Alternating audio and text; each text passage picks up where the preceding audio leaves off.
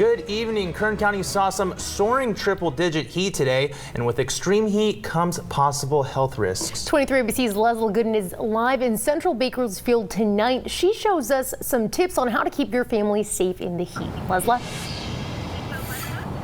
Yes, I'm here right now at Mill Creek Park, and the thermometer is showing that it is 108, jumping to 115 at some point right here. And we talked to a local doctor who tells us some tips on how to stay safe out here. The high for today is projected to reach 108 degrees, but with a heat index thermometer like this, it can become as hot as 120 degrees on the asphalt, which can pose a risk for people outside. There are three different manifestations of heat illness. Heat cramps, which is simply fatigue, weakness, dehydration, muscle cramps. Heat exhaustion, which is a second phase of that, in which there is lack of adequate fluid inside the body. Dr. William Baker, a local Bakersfield physician, says heat stroke can be deadly in extreme heat, especially the elderly community, who are prone to further complications. Heat stroke occurs when there's such an extreme of heat exhaustion that the body then cannot compensate for its own internal heat and can't dissipate that heat.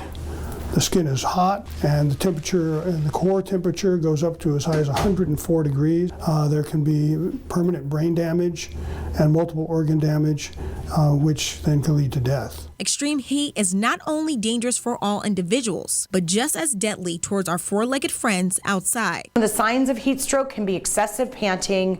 If you see their paws on the sidewalk, if they are leaving actual paw prints on the sidewalk where they walk, you got to call a vet immediately. Julie Johnson, Executive Director for Bakersfield SPCA, says heat stroke is a huge issue that their veterinarians see each year, and it is completely preventable just by taking these steps to ensure that they are safe. So it is very, very important that your pets have plenty of cool water, shade, and a way to get out of that heat. And by not providing proper animal care, it's considered animal cruelty in the court of law, and you could be fined. The animals are burning up. So again, I cannot stress enough, 11:30 in the morning and it's reading this high.